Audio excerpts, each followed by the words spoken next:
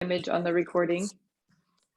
And so, like I said, we have, so today, Lotta, Angela, Catherine is with us now too, and Sandra and Lena are here live, and Lindsay is going to join us for the recordings, and Heather may join us live, and Mia as well, who I haven't heard from yet. Hi, Catherine, welcome.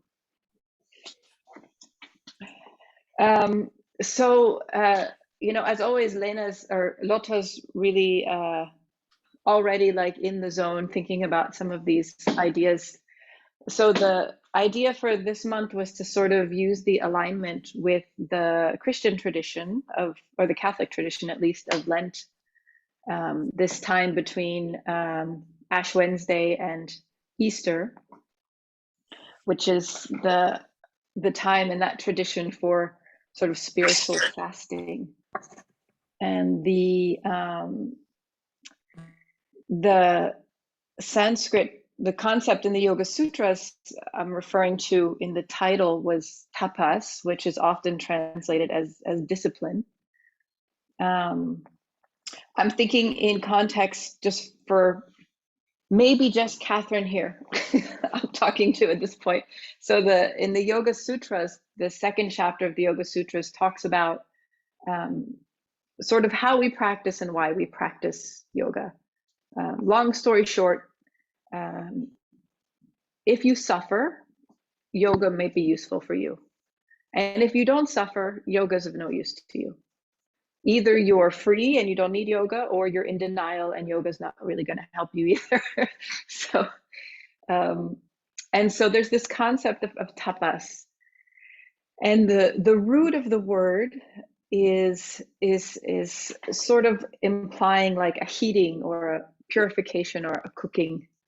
And I often think of this idea of cooking. You know, we prepare foods and we use heat to sort of make the foods digestible so that we can take energy from them.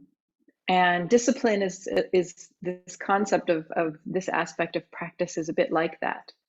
And I want to focus on this concept of compassionate discipline in particular, because this concept of discipline, when used, the English idea is very, at least in the Western traditions, is heavily influenced by shifts, particularly in, you know, from 150, 200 years ago, of this sort of Puritan, sort of Victorian attitudes towards bodies and what's an ideal body, and conflating things like morality and physical fitness and ability and things like that. And so when I think of this idea of sort of heating the mind, heating the body, and purifying, I think it's also important to remember that sometimes life is asking us to be very disciplined, whether we want to or not. And so with this image of cooking, of heating, when we do any kind of spiritual practice, we have to be aware of the heat of the fire in which we're living in this moment. And if the heat of life is very high, and then we do some kind of practice that's highly disciplined, we might get overcooked. And so that's the idea of compassionate discipline, that it has to be appropriate for what's happening in our life. And in this tradition of Vini Yoga, as it's been shared through Desikachar and his students, everything we do is really about that recognition of what's here now, what the state of our world is, and how we relate to that using these traditions. So in the tradition of the Catholic practice of Lent, of fasting, there's a lot of focus, at least, so full disclosure, I'm not Catholic, but I live in definitely a Catholic influenced culture, particularly in Germany for the last 14 years. And there's a very, you know, there's a lightness sort of to this tradition now. It's like, oh, I'm going to give up chocolate, and, you know, I'm going to give up coffee. And there's a lot of talking about sort of what is excluded from life in this practice of fasting. But the purpose of this tradition is really, hi Heather, welcome, is really about, it's not so much about what we give up. It's about the space that is created within our spirit when we choose to change a habit in our life. So if coffee is what's chosen for this concept of Lent, it's also food, which we can talk about later, often food. But this habit of coffee, it's not about the coffee. It's about waking up in the morning in the space when your habits would bring you to have a cup of coffee, and you deny yourself that habit that creates a discomfort within you. And really, ideally, when that discomfort arises, in the Catholic tradition at least, you would turn your heart to God in some sort of prayer or some recentering. So replacing a habit of consumption with a habit of devotion. And so it's not so much about the coffee or the chocolate or anything, but rather what you do with your heart when that space arises. So fundamentally, this concept of this word translated often as a discipline is really about being present. Being present is the highest discipline, because our habits take us through life, which are important for our habits to do that. But this practice of fasting, of tapas, is really about that. And in this second chapter of the sutras, there's what's called Ashtanga yoga. So these 8 ways of these 8 practices to help you perceive reality a little more accurately, because we all perceive reality through our experiences, through our perceptions, and these practices help to clarify that. And one of these practices, the niyamas, sort of reprogramming our relationship with the world around us. Tapas is one of the disciplines, and this is a book from Alan Finger, called The Tantra of Yoga Sutras, a colleague of Mirka's. And he had a beautiful line in here. He said, "Discipline without surrender only leads back to struggle." So discipline without realizing that you don't control it all will only create more struggle in your life. This is sort of the epitome of sort of diet culture in industry. It's an industry that is mostly a failed industry, in that diets don't sustain weight loss for a vast majority of people. And it creates a sense of persistent struggle. So there's a spiritual and a compassionate aspect to this practice of fasting, or practice of tapas, as I call it here. So since I'm not Catholic and I don't have a connection to a particular Christian tradition, because I live in a culture that is still connected to these traditions, I utilize this in my own practice. And this is what we can all do, no matter where we're living and what cultures we're living in. The supportive community of recognizing that other people are doing this practice can help us tune this practice to our own lives. And it's no coincidence that the practice of Lent is in this part of the solar calendar, the part where the first whiffs, the first sensations of spring are starting to arise in the world. So our body's recognizing a pattern of transformation beginning to happen again, and it helps us anchor to a shift in our own patterns. So we're sort of using the energy of the blossoming spring to help support this practice of presence. And in my own practice, for example, every year around this time, I do a particular mantra.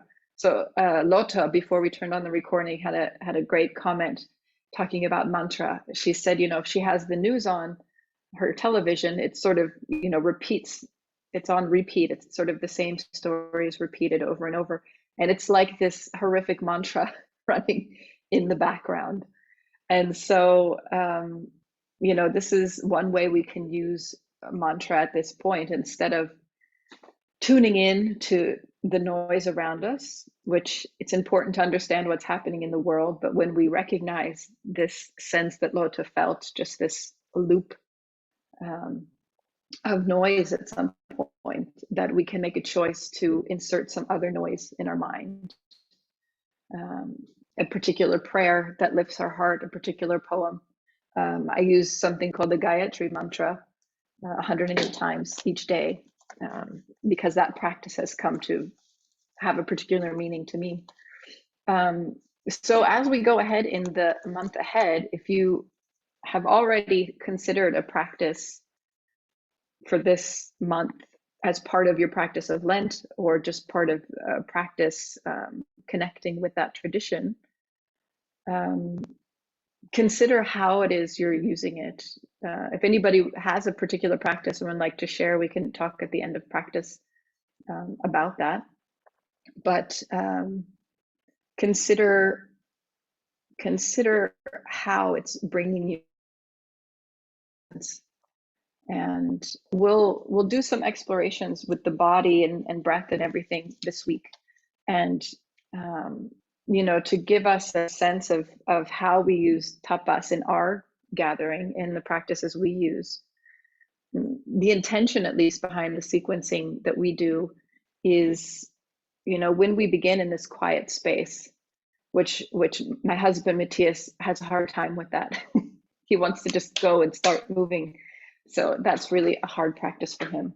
When we sit and we feel the body and we breathe at the beginning, it's so that we turn the discipline of attention towards the state of our body, so that we can be present with the sensations of our nervous system, with the flow of our thoughts. Because as we live in this busy world and we contribute to the world around us, the habit becomes to just move through and follow our thoughts into the activities and the work that we need to do for the day. So as we begin each practice, we're turning presence, so tapas, towards the experience of this body, these thoughts, this nervous system at this moment in life. And then each movement we do with the breath and with the movement is to just bring that presence through the whole body. So it's sort of like washing the system with your own awareness. So that's sort of the intention of how we sequence these things. So I thought that we could focus, at least initially, on some simple concepts in the body, and we can kind of build from there. Does anybody have any questions or thoughts just from there before we tune in and begin? Okay. So it's still light here in Germany. I thought that we should celebrate that. Maybe not in Sweden yet, but in Germany at least we have light at the beginning of practice, so we'll keep the window open. Okay, so let's begin as always with this intention. So tapas, when you hear tapas, I don't like the word discipline because I don't like it how it's often portrayed as a very sort of exclusive, exclusionary, often masculine sort of approach to body-mind. I like this conception of presence, like a mother with the baby. The mythology of my Zen teacher portrays mothers as these like magical beings who just mysteriously know what a baby is thinking. And those of us who've had children knows that it's not magic. It's just presence and paying attention to this being that is communicating in ways that are not verbal. So we take that attention, the presence of the mother, and we tune towards ourselves.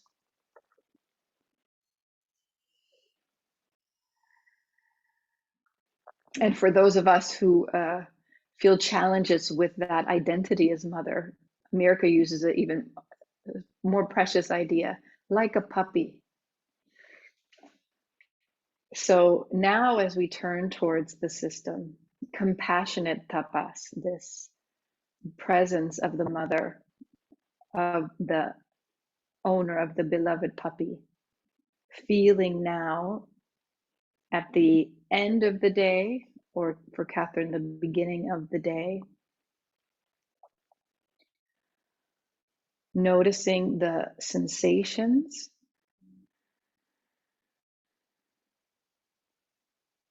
So for me, the foundation of practice in the last 2 years or so has really been managing my nervous system. So tuning in and first seeing how it is. So as we have been blessed to witness several historical events in the last 2 years, we can also feel how this sits within our system, how it leaves impressions upon our mind, and really the capacity and the gift of being able to sort of wall off the external noise for a period of time and just be present with this experience of being human, feeling the breath flowing in and out, noticing if the mental state is open and relaxed, if it's feeling agitated, quick.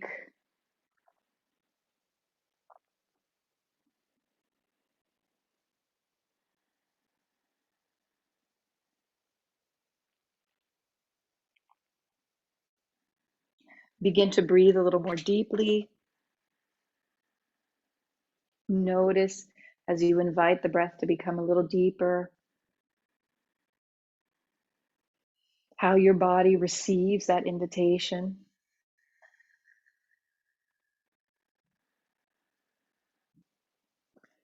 With each breath, a little bit longer, a little bit slower with the breath.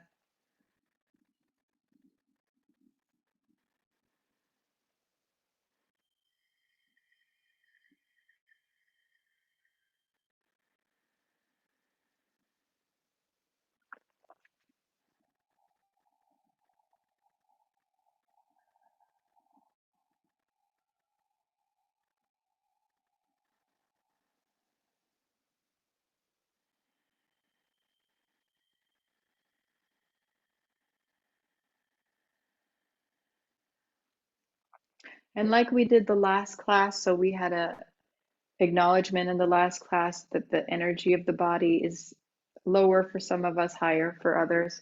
So the next part, if you like, you can do sitting. If the energy is feeling stronger, we come to standing.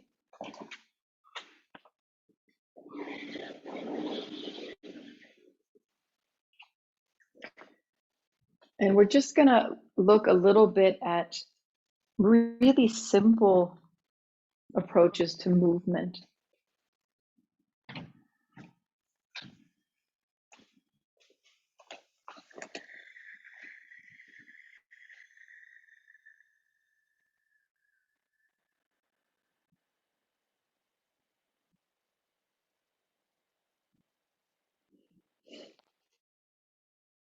So take a moment, feel the feet under the body. And I want to come back to some basics. So, one of my colleagues and friend, Leslie Kamenoff, who really has a tremendous amount of curiosity about the anatomical structure, how it supports us, sustains us. He made some beautiful little statements that really stick in my mind. One of them is that, if our muscles are not working, we are lying in a heap on the floor. And if we have no bones, but the muscles work, we lie in a heap on the floor. So our body is really like piles of muscles holding bones as we move through gravity. So we need everything working together. And in particular, a lot of the practices we do, a lot of this sort of bending forward, bending backwards, is an attempt to bring some balance influence to the musculature through the front side of the body and through the back side of the body. And so he has a beautiful image from a dissection of the connective tissue from the arches of the feet up behind the shin bones here, through the knees, the pelvic floor, up in front of the spine, behind the organs, the diaphragm supporting that structure, up behind the throat, all the way to the tongue. So one connected chain of connective tissue and muscle that work together, and something referred to as the front line in some traditions. And likewise, the back line from the eyebrows over the top of the head, back behind the spine, through the pelvis, behind the legs, under the heels to the feet as well. So the feet to the head, connected through the back and the front of the body. So we'll do this simple exercise we've done before for some of us, where we're just touching upon, with our awareness, with presence, the sensation in this back and front line of the body. So just since some of you may not have done this with me before, let me just explain. So we're going to start standing, and you're going to bring your attention to sort of the tip of the spine. And imagine between the first and second vertebra, you could just let the head drop and create a little bit of space. And then the second and third, the third and fourth, and the arms just stay. So you're using your attention, your presence, to release the spine towards the floor. Let the knees stay a little bent to help keep the integration. So you're just going piece by piece, as slowly as you like or as you need to. And you might find through this practice there's parts of your spine that don't sort of release vertebra by vertebra. It's a little stuck. It's fine, you can stay there, but just keep the arms, hands pointed towards the floor, rolling down slowly. So you can all try this if you haven't started already. Slowly, bit by bit, and just notice, release everything that's above your point of attention. Just let it hang in the field of gravity. Everything below the point of attention, let it sustain you, nice and strong and stable, and move bit by bit. So if you're using a chair to support the energy today, you're going to do this mostly to the pelvis, and then from the pelvis you're just going to continue moving, feet on the floor even if you're sitting, and eventually you're just going to come down as far as you can. Let the knees bend, and notice as you come down, first the back is lengthening. You might feel some sensations of stretching through the back. As you come towards the floor, you might feel sensations lengthening and stretching along the back of the legs, maybe even with the awareness of the bottom of the foot. So we'll all go down one time, and then we'll slowly come up, and I'll guide you through the coming up part.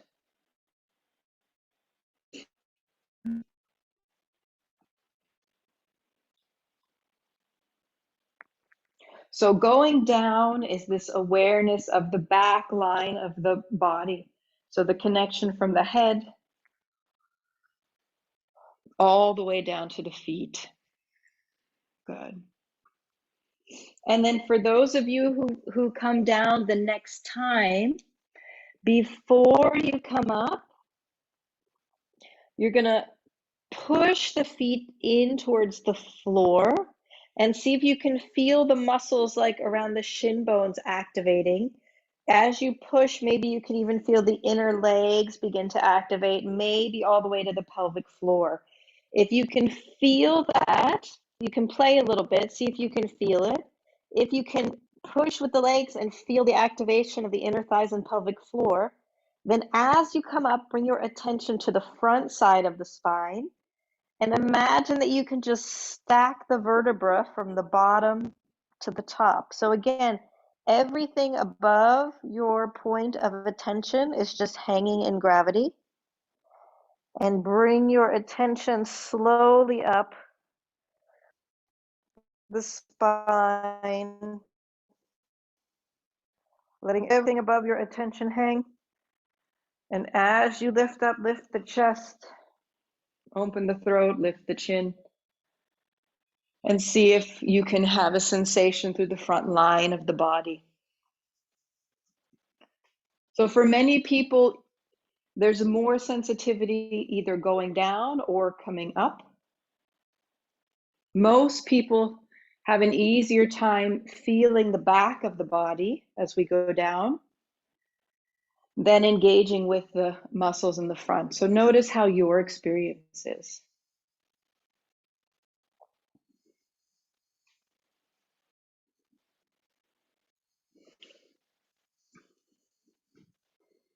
Good.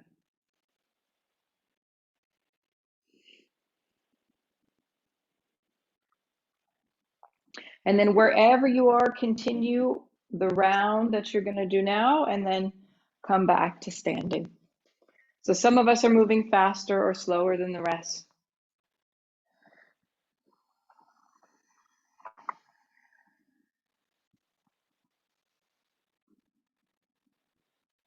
So take your time and just notice what you feel.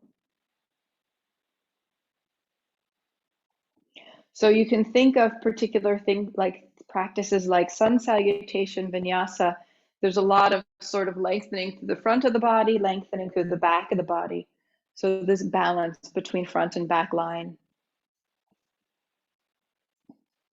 But because we live in bodies that don't know that it has pieces, the body doesn't break itself up into front and back. It doesn't break itself into a particular muscle.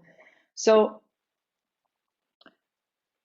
we're going to explore a little bit some of the different sensations through sort of spiraling, awareness of a spiraling that happens in our bodies as we support weight through gravity. So let's just take a little bit of attention first to move the shoulders and arms. Did anybody, before we go on, did anybody notice anything unexpected doing that simple forward and coming back up? Or was it sort of how you expected? Okay, good. Lota's nodding and giving feedback. All right. So let's just warm up the arms and shoulders a little bit before we explore. Heather, anything to share? Oh, good. Now you can nod too. All right, good. Excellent. Thank you. So this whole Zoom teaching has given Mirka and I both actually a lot of compassion for ourselves and patience for the process and trust in the people who show up for our classes. So let's see how the shoulders are. So we'll do some version of Tadasana. So again, the feet, samastiti, equal balance between both feet. And let's just move the arms. You can come up and down.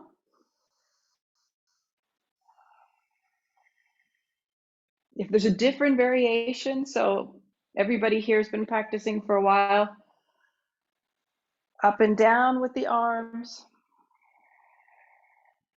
Maybe for some of us, forward and back. Just move the breath and move the shoulders.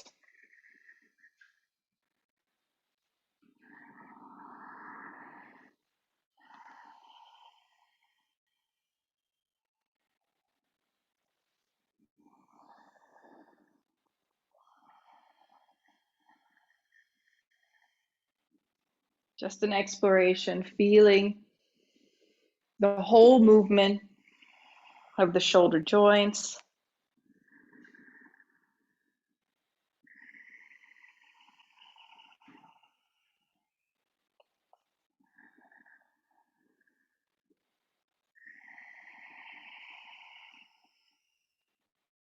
Let the hands come down a moment. So we're going to focus on one side, right or left side with this arm. And we're going to, like we did, like one of the movements, moving the arm backwards and forward. And maybe at first keep one hand on the shoulder joint and notice what happens when you move the arm forward, backwards. Movement as big or as small as supports the shoulder joint. And then take a moment, take this hand and bring it over to this sternoclavicle joint here. So this is your sternum. This bone here is the clavicle, and there's a little joint where they come together here.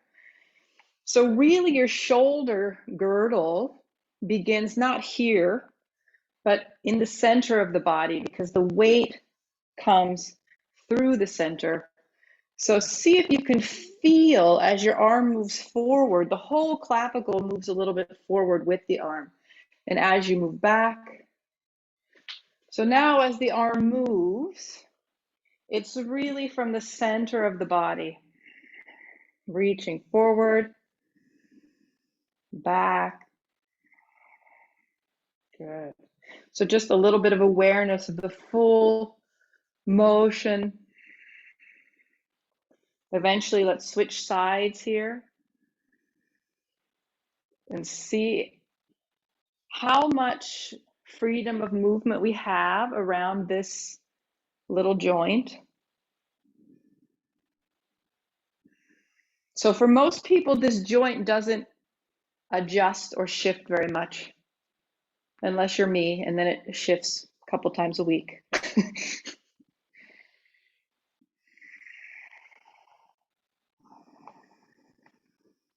Good. And then eventually come down. And now we're going to take the arms apart. With this awareness now, this image now that the arms really begin from the center of the body out. Reach the fingertips away. Let the chest stay lifted. Shoulders nice and low, relaxed. Chin can be up or down. So take a moment, notice chin lifted up or chin dropping down.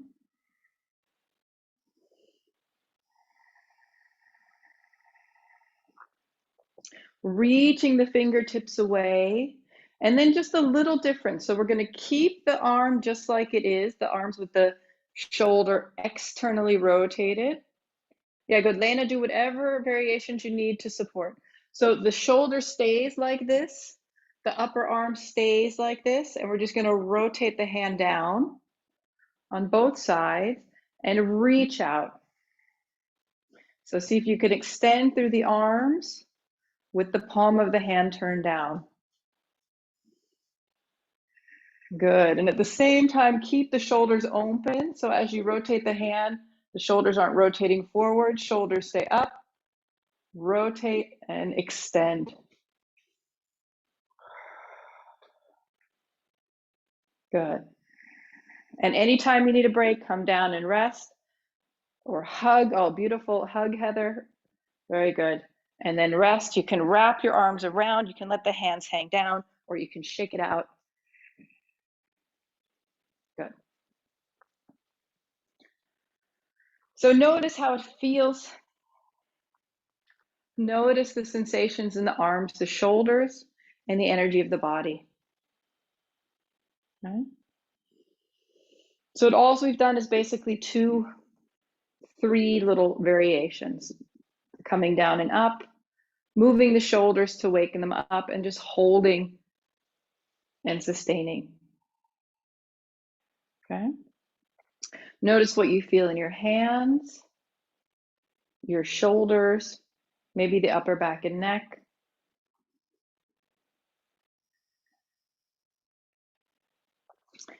And then we're going to do a little more movement, touching the floor. We're going to kind of integrate this.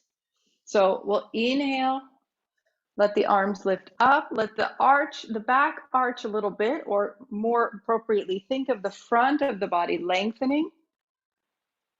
And then come down, touch the floor, Pause a moment, head down. Inhale, sweep the arms out to the side. Lift, press the feet down. Stay standing, bring the arms down. So now as we do sort of the more typical way that we've done this movement in this class, it's different than how we did it before. So we're not rolling up, but I encourage you when you come up, first push the feet down, extending. And so as you feel the back engage, once your back gets to this point where it's all working together, push the feet down from the pelvic floor as you lift up. So you're feeling a little bit this activation of the front line as you lift up to standing. So see if you can play with that sensation. So arching a little bit the back, lifting, extending the front of the body, touch the floor. When you're ready, push the feet down, lift the back as you reach up and come down. Just do that a few times. Front of the body lengthens, back of the body lengthens. Engage the front line with the legs. The back line supports the lifting of the torso. So these systems working together. Lengthen the front, lengthen the back. Engage inner thighs through the feet, back of the body. And relax. Just maybe a little different way of approaching the presence of this movement.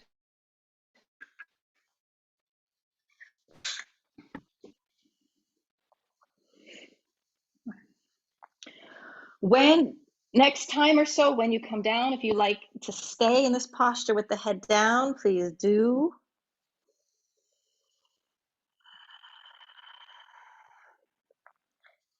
After a few breaths there, we'll come back to standing and we'll switch to waking up a little different part of the upper body.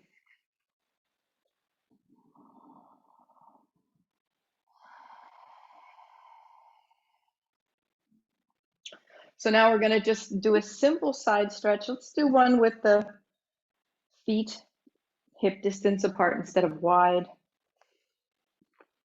And let's just take both arms up and just tip to one side, up and down. So look at your breath here. So for me, I usually do inhale in the center, exhale to the side. But there's no biophysical or reason that we need to inhale or exhale in any of these postures. So play with it. Maybe inhaling as you tip down might make you feel a little more stable. So try both, exhaling as you tip down and then inhaling as you tip down. So with exhale, at least the habit I've built in my movement, exhaling is a little bit engaging the transverse abdominal muscle, so holding the core of the body more rigid, but at the same time, as you inhale, creates intra-abdominal pressure. That also helps to stabilize. So see what you find more useful.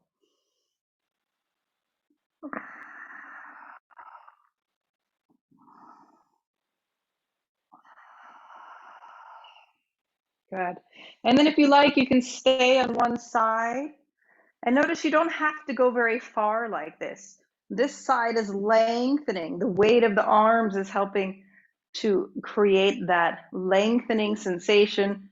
So the body's working just to support in gravity. After a few breaths on one side. Good. And of course, you can do any gentle adaptation. So we've often done it with the hand on the hip to support the weight of the body. And again, all of this can be done from the chair as well. Just instead of the legs, we have a nice solid base of the chair. So once you've done both sides, come to the center, shake it out a little bit.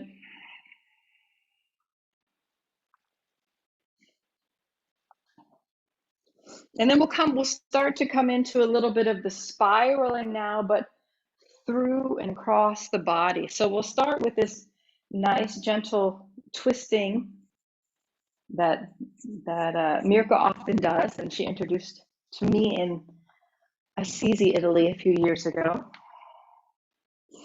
So Angelo, you're going to do this. Imagine now out in a field in Italy. We've done this up on sort of a mountaintop, blessing nature. So first we'll do with the hands low. So this twisting, sort of watching the hand. So now from the back of the leg lengthening around the front, iliopsoas across the chest to the fingertips of the outreached arm, a spiral. And then we'll bring the other spiral and back. As you lift this back foot, see if you can feel a sort of lengthening or even stretching through the bottom of the foot. And the other side. So a few times with the hand low, a few times with the hand shoulder height, the head, the eyes following the fingertips.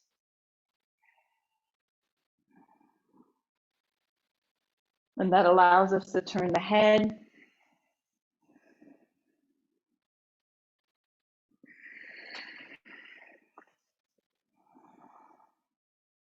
And then a few times with the hands higher.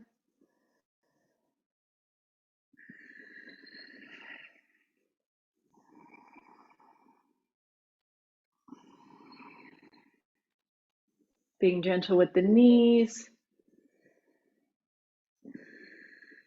A little space at the end of the movement to feel that nice spiraling around the spine.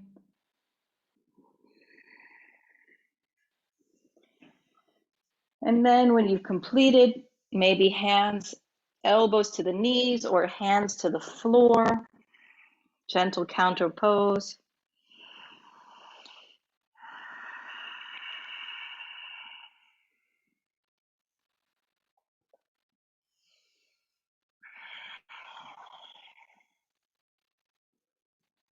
Good.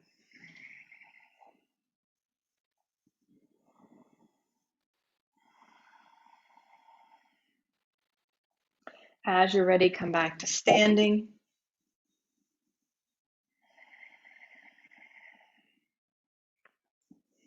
And then we'll sort of come from the Virabhadrasana, the warrior-like posture.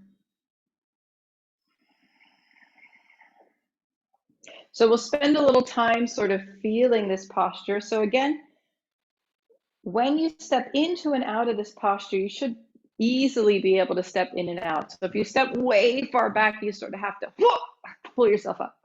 So let's find a stance that's stable. Again, if the feet are like hip distance apart when you're standing, when you step that foot back, it's also about hip distance apart. So you're not walking on a tightrope. There's a little bit of space. And now in this posture, as we come forward, so we'll bend the front knee, let the hips do what they want. Think about the chest. So the sternum is forward. At the same time, the heel of this back foot is down. And then the hips will just follow. So we don't have to force the hips in any particular direction. In fact, forcing the hips can irritate the knee here a little bit. So there's a natural spiraling that happens as you just bend forward and keep the heel on the floor. So you might notice the heel on the floor lengthens the back side of this leg. As the hip drops towards the floor, You're lengthening then through the iliopsoas, the front of the body. As you lift the sternum forward and up, that spiraling comes here. And then with the arms, that helps to lengthen a little bit. So you can do one arm, two arms, both arms down or out. So these are just little details with the arms. The idea here is really this spiraling, and then the weight, back foot and front foot, the same amount of weight. So this leg is not only bent, it's also pushing the body back a little bit. So spiraling through the leg, across the chest. Front leg is working, not just carrying the weight, but pushing the body back. Both feet flat on the floor. And see if you can feel that. Whatever arm variation you like to do, feel free. And then see if you can release this posture and come back into it. Spiraling from the chest, behind the back foot, and back. And as you move forward, the weight follows the center of the body. So your center of mass is right in the middle, both feet, samastiti, carrying the weight, and back. So as you are dividing the weight more equally, you're not just working the quad, you're also getting the glutes in here. So you're lengthening one side of the body, contracting the leg and the hip on the other side. So this is this spiraling asymmetric work on the leg, releasing it and engaging it.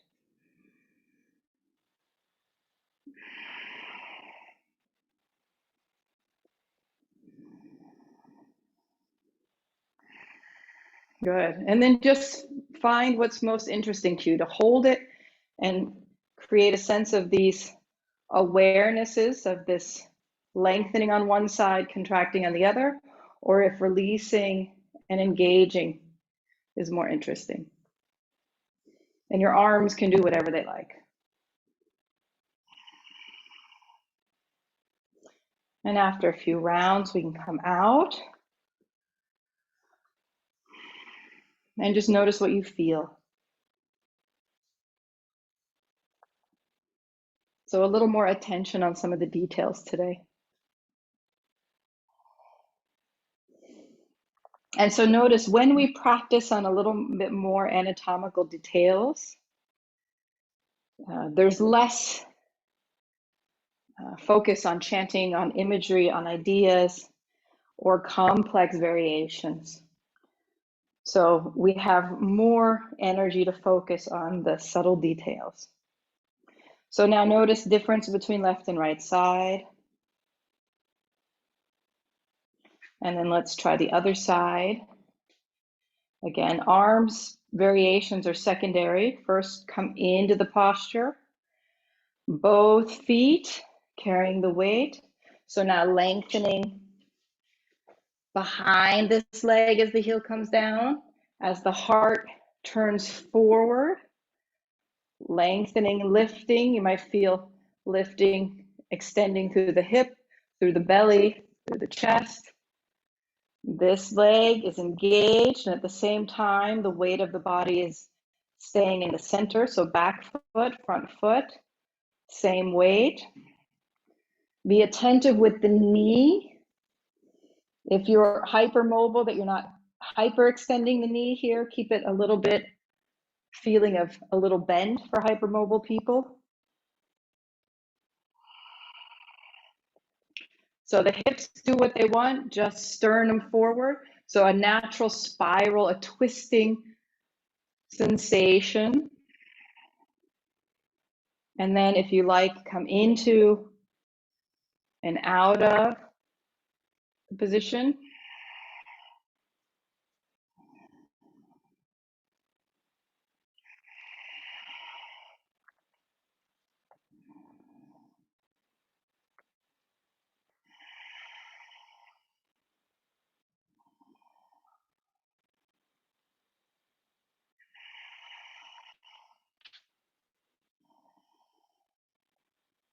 And if you like, stay or continue moving dynamically, feeling the engagement, the quads to carry the weight, the glutes help pushing the body, the weight a little bit on the back foot as well.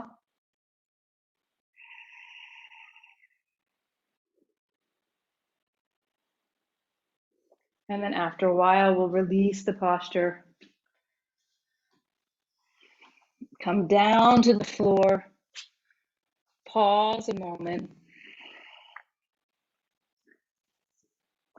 You can sit on the heels or you can come into a childlike posture, closer to the floor.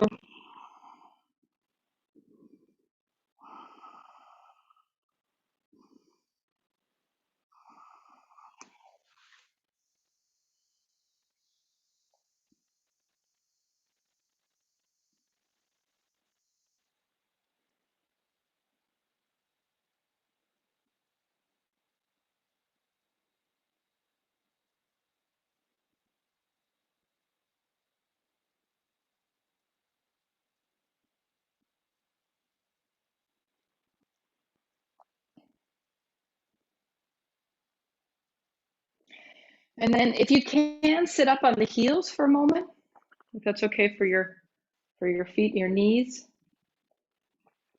Otherwise, just find a comfortable position for your lower body. We're going to do some things with the arms. So we did this reaching out with the arms. So we're going to create this spiral sensation again in the arms. So the elbow to the shoulder stays externally rotated, and then the hand rotates forward. And then you're going to keep the arms in this kind of position. Bring the elbows close to you. So you might feel the shoulder blades coming together when you do this. And then take the hands forward, put the palms up. And now the hands come into this position in Chakravakasana. So this is the same kind of spiraling idea, but now in this posture. And the effect that you might notice is that there's a space between the shoulder blades. When you do it this way, the elbow, the bend of the elbow is facing forward.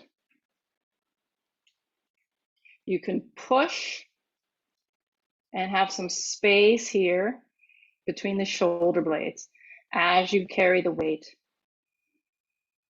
So just stay here a moment and breathe. Notice if this feels different than how you normally bring the hands to the floor in this position of Chakravakasana, or if it feels very normal.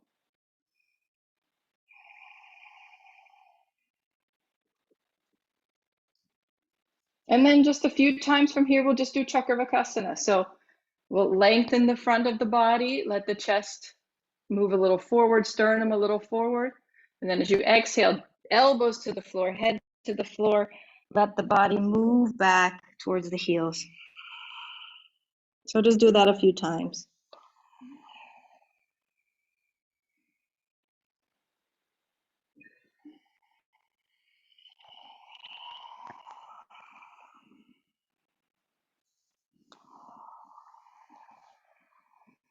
So again, balancing front line, back line, inhaling, lengthening the front of the body, exhale, the back of the body lengthens.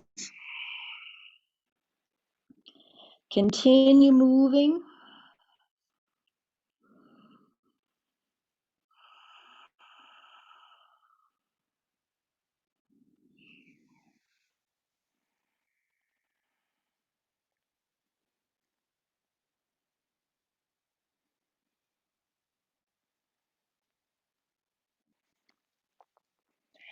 And then if you like, we'll do a little vinyasa, a little sequence from these postures. So the next time you're on the hands and knees, as you exhale, curl the toes under. There's still this spiraling position of the arms as you come into downward facing dog.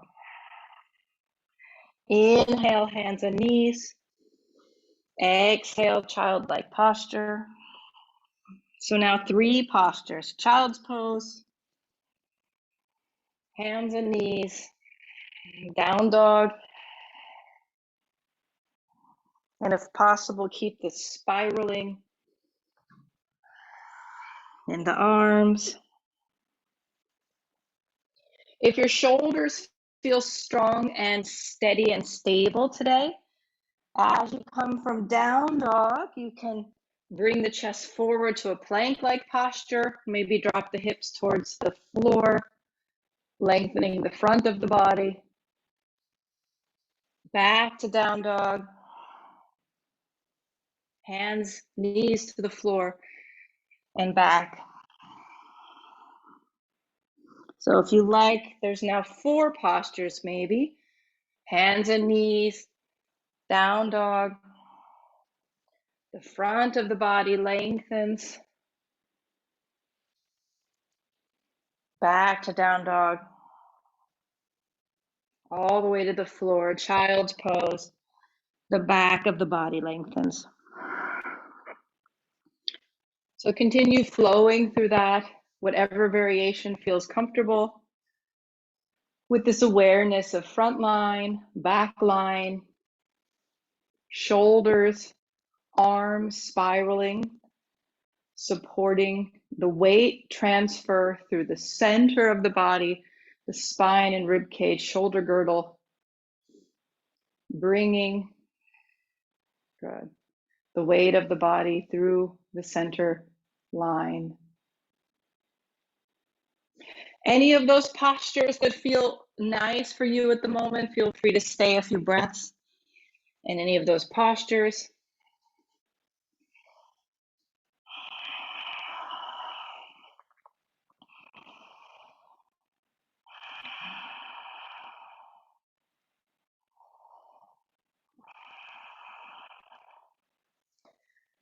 And then when you're ready, we'll come back to sitting on the heels for a moment. No rush. So each person's at a different part. So we'll do one more position sort of on the knees. And this is again sort of hitting on that space spiraling sort of sensation, but through the whole body, particularly moving through the pelvis. So here from the hands and knees, we're going to slide one knee up behind this hand.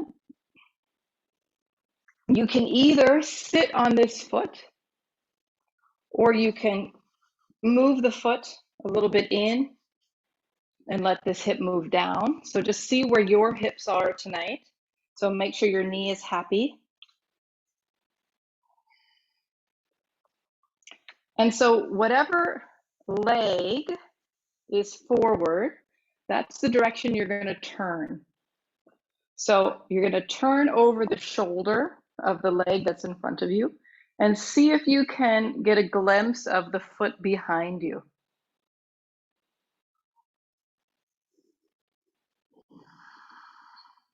If this is a pretty easy position to come into, if you can easily see the foot behind you, you can bend this knee behind you and look at the foot. Let the hip that you're looking away from drop towards the floor. Hands supporting the body. Lift the chest up. So it's like a different version of what we did in the warrior posture, except now we're extending the movement of the chest, not just forward, but rotating further.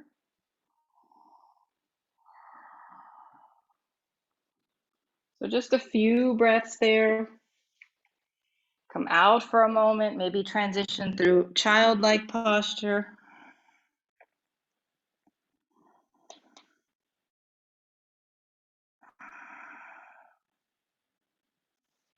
And then when you're ready, we'll try the second side. Slide the knee forward. So now we're going to look in the opposite direction towards the leg behind you. Notice if this side turns a little more easily than the other side, or if the other side was the easy side. You can keep the leg extended or you can bend the knee.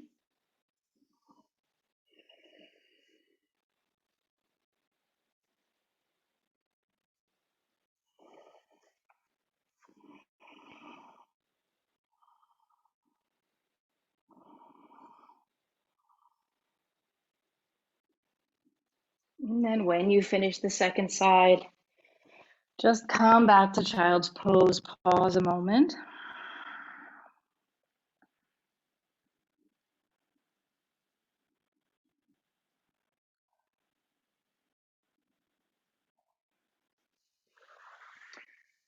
And then we're going to come to lying on the belly. So for some people like me, I need a little bit of padding under my pubic bone because the pubic bone tends to dig into the floor a bit more with women than with men, just because of the angle of our pelvis. So I'm going to put my blanket there now because I know I'm going to need it. Good. So just come down for a moment.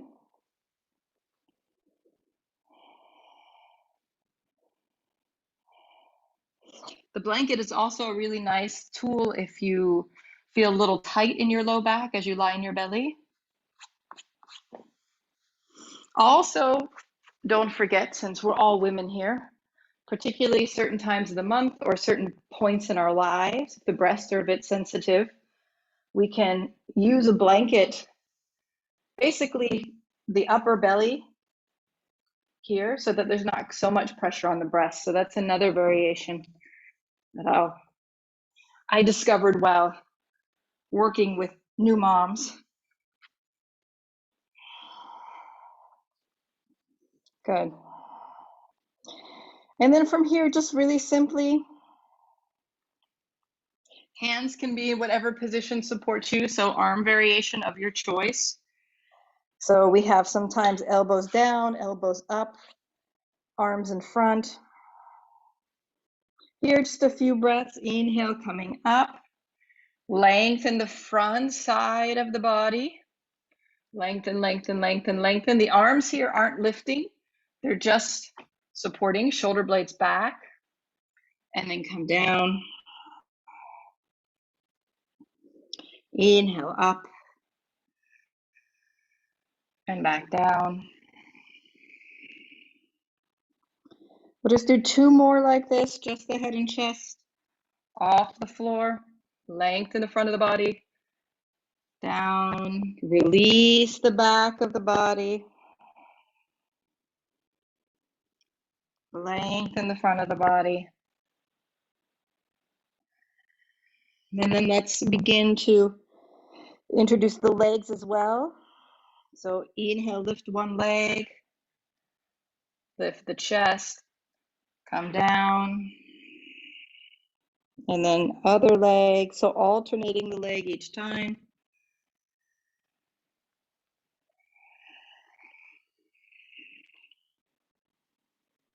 Good. Just continue. Each time you inhale, one leg and then the other.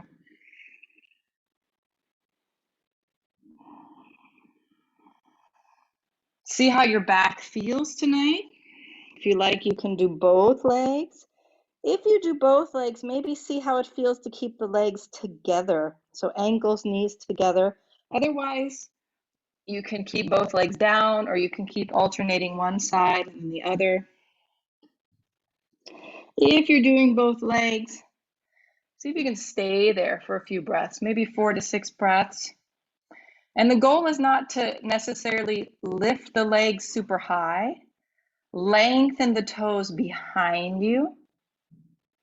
So the whole back line is engaged so the toes pointed. Unless you get foot cramps, then of course you can keep the feet flexed, otherwise point.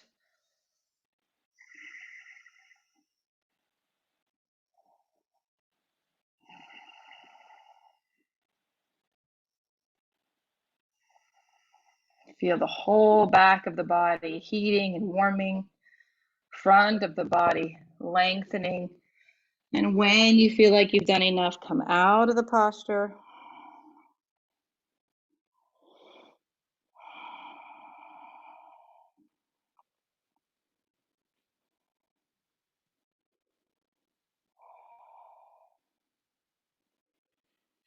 Maybe bend the knees and let the legs just shake side to side.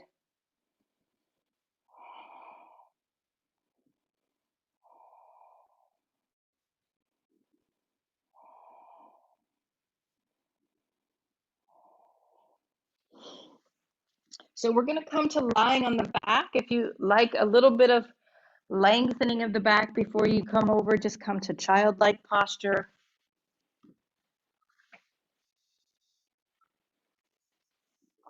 And then when you're ready, just lie down.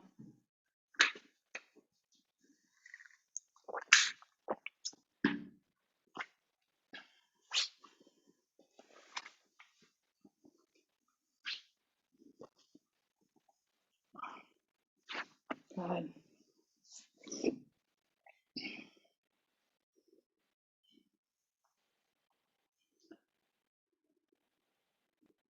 So take a moment.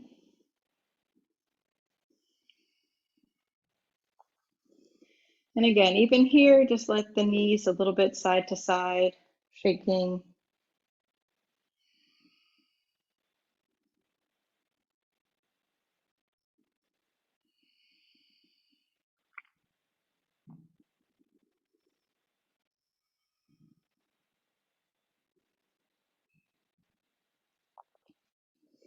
And just a little bit before we move into a little bridge pose, just a little bit of awareness around the sacrum. So imagine the sacrum like a clock, sort of in the direction of your head is 12 o'clock, the direction of the pelvic floor is 6 o'clock. And see if you can just sort of move from 12 o'clock to 6 o'clock. So just a little bit of movement in the sacrum.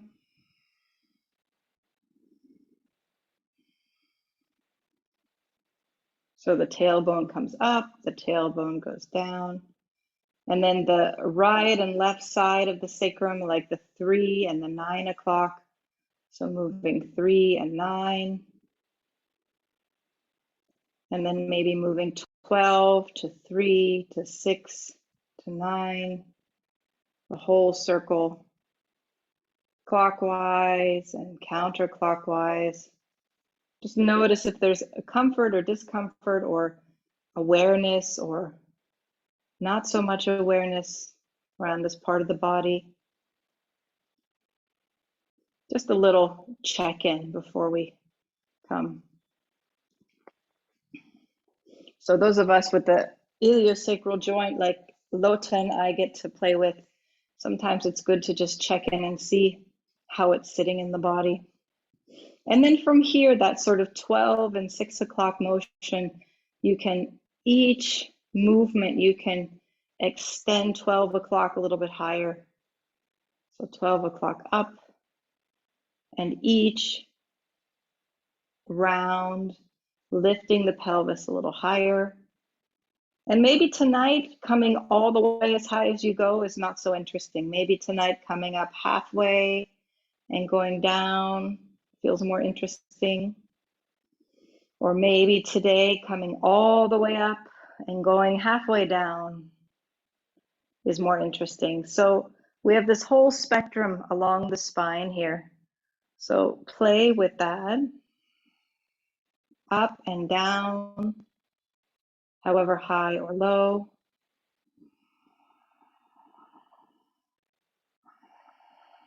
Whatever variation of arm movements you'd like to include, feel free.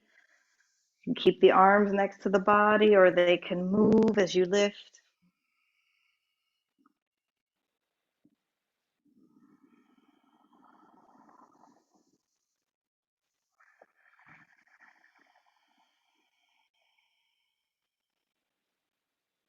You can continue that symmetric movement with the spine. If you'd like to work a little bit with this sort of spiraling through one side, you can take the sole of the foot on one side and put it against the knee, the top of the knee on the other side, and you can lift from here, holding the position a few breaths. You can also hold the posture with both feet on the floor. So this is a nice stable version. If there's strength and stability in the hips, you can also just lift this leg up. So some variation, one foot up or both feet down. If you're doing it asymmetrically, a few breaths on one side, a few breaths on the other side. If both feet are staying on the floor, then just do a couple rounds, holding the posture, whatever position feels appropriate tonight. Breathing.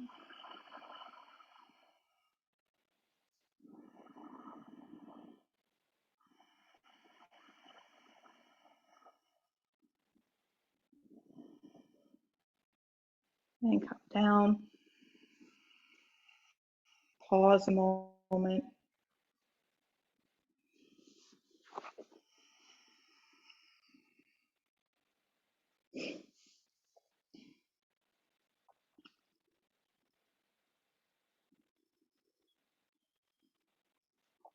And let's keep one foot on the floor. Lift the other knee towards the body so the foot's away from the floor. So right now I have my left foot away from the floor. So I'm going to move my left leg and my right arm. So you're going to use the opposite arm and leg. So as the heel, the foot lifts up, the toes point towards the face, the foot flexes, the opposite arm raises up, and everything comes down. So inhale, exhale. So notice the similarity, this sort of cross movement, like the warrior posture.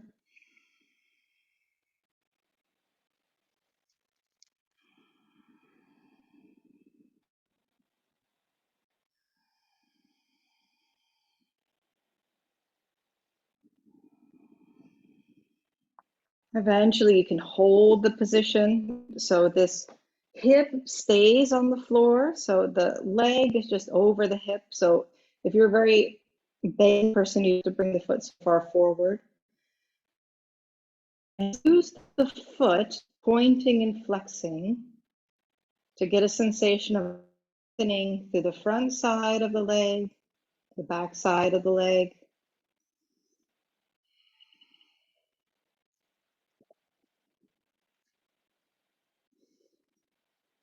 Maybe some foot circles. And maybe just here, as you inhale, keep the legs straight, the foot pointed, let the foot drop maybe halfway down or almost to the floor. Exhale, bring the leg up. So just sort of heating now the hip flexor.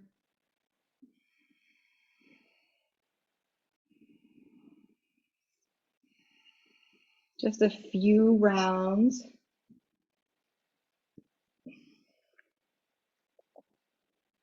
And then when you feel like that hip flexor is nice and warm and awake, just bring that leg to the floor, release the arm, pause a moment, stretch both legs out if that feels comfortable.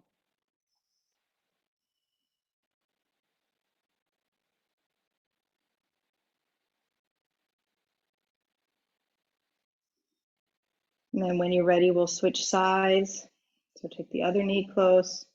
So leg comes up, opposite arm, flex the foot, bend the knee.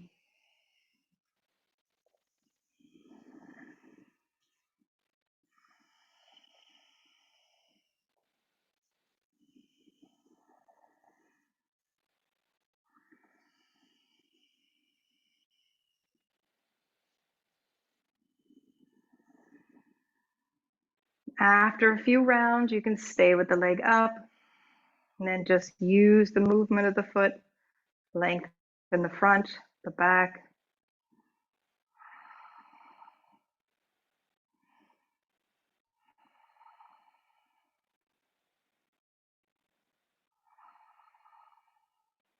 And then as you like, waking up the hip flexor, inhale halfway down or all the way down, exhale back up.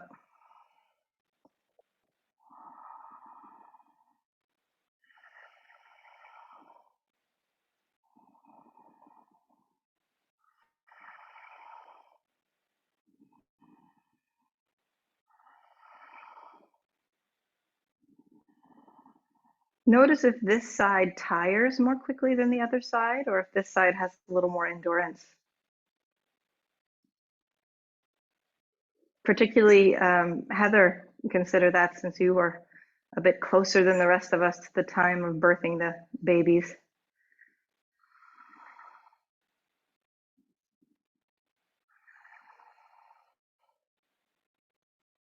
And then as you feel like that side is nice and warm, release it. So a little bit of cooking pelvis and legs.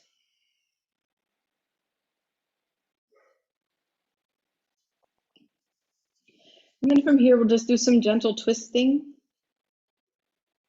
So make your choice with the leg position. We can do the version with the feet staying on the floor, knees wide apart, and just letting the knees turn one side and the other.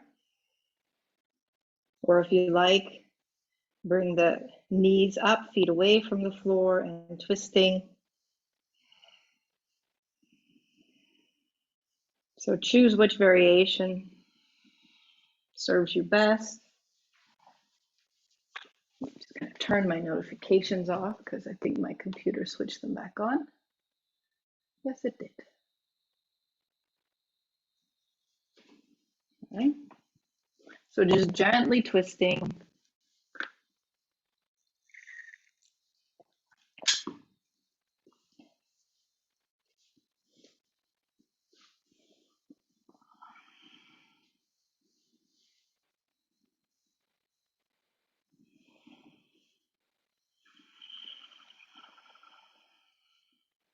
If you like, you can stay on one side in the twisted position, or you can keep moving dynamically.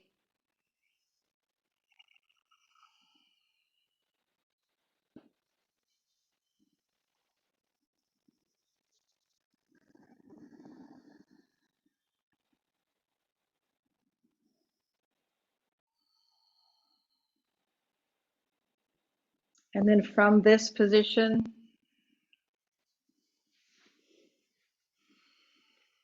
if you'd like, so we're sort of coming to the close of the group movements together.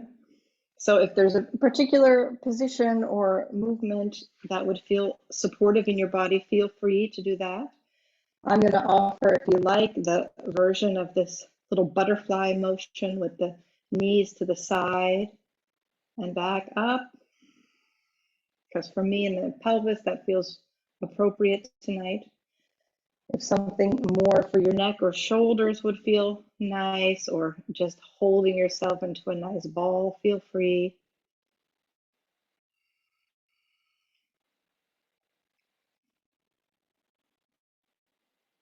And then from this posture, whatever variation or whichever posture you're doing, as you feel ready, we're going to move to position. Some form of shavasana, some form of resting, keeping the body comfortable, warm with blankets or pillows. Layers can return back on.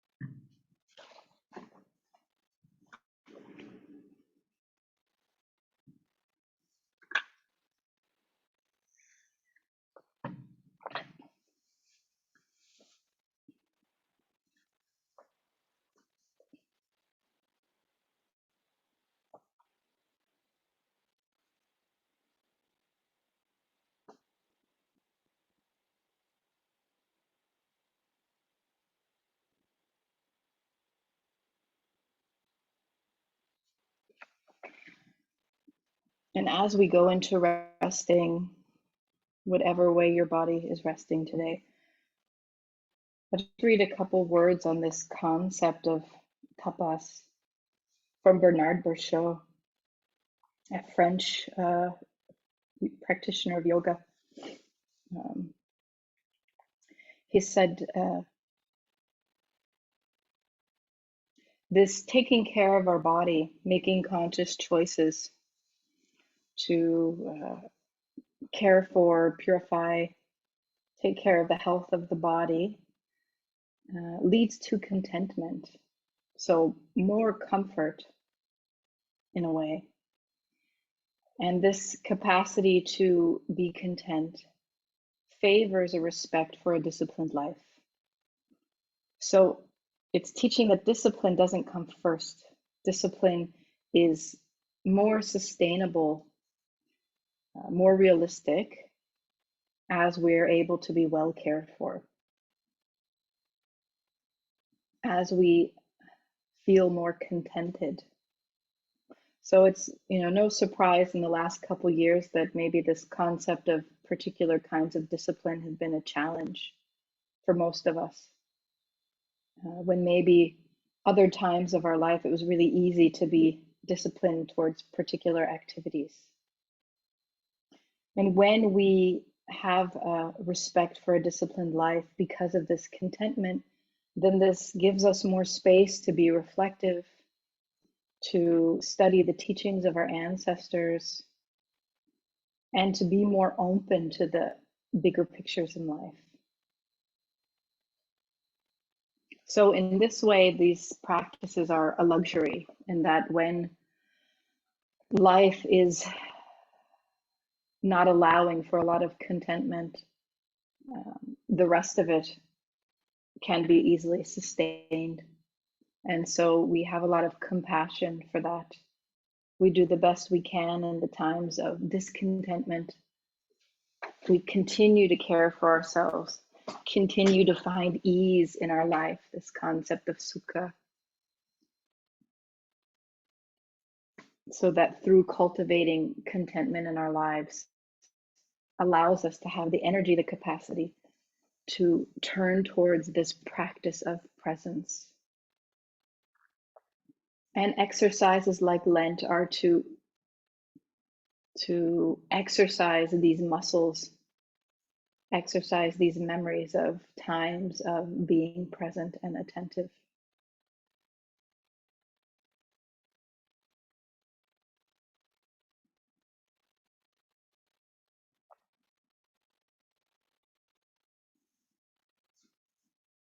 So creating space to show up and be attentive with your body and your attention and your spirit once a week is enough in this time of Lent. I'm offering right now on Tuesday, Thursdays morning, German time, very simple sit for 20 minutes in silence.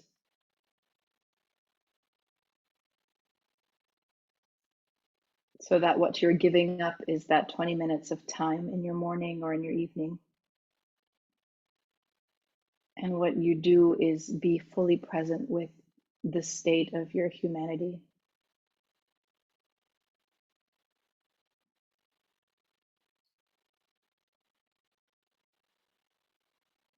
So any activities that bring you into more awareness in this time can be considered like a sacred practice, a spiritual practice. It can be dancing, it can be laughing,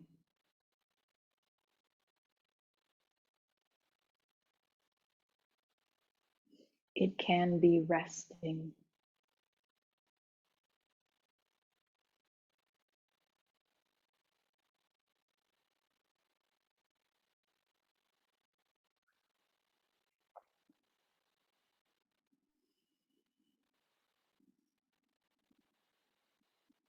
Om Bhurvasuvah Tatsaviturvareniham Bhargo Devasya Dhimahi Dhiyo Yona Prachodayat. Om Bhurvasuvah Tatsaviturvareniham Bhargo Devasya Dhimahi Dhiyo Yona Prachodayat. Om Bhurvasuvah Tatsaviturvareniham Bhargo Devasya Dhimahi Dhiyo Yona Prachodayat.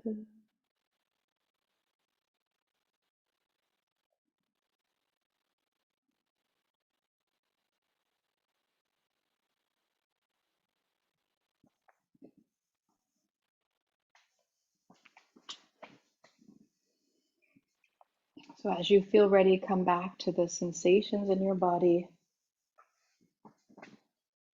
and in your own time, come back to sitting.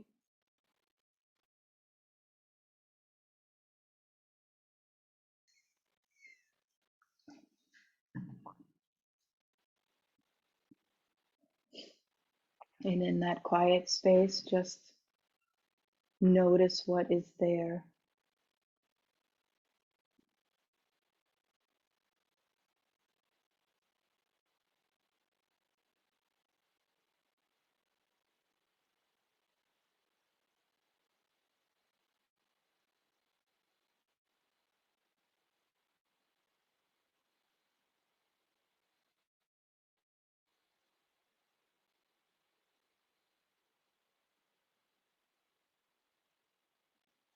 And take a moment, the palms of the hands touching.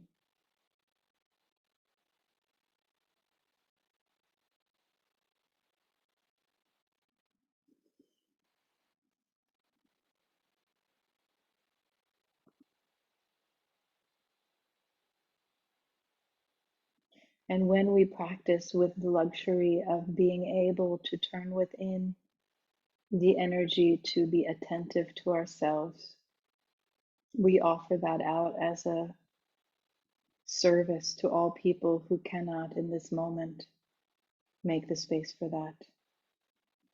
That we take the peace in our hearts and offer it as if we can send it to their hearts. Loka samasta sukhino bhavantu. May all beings know peace.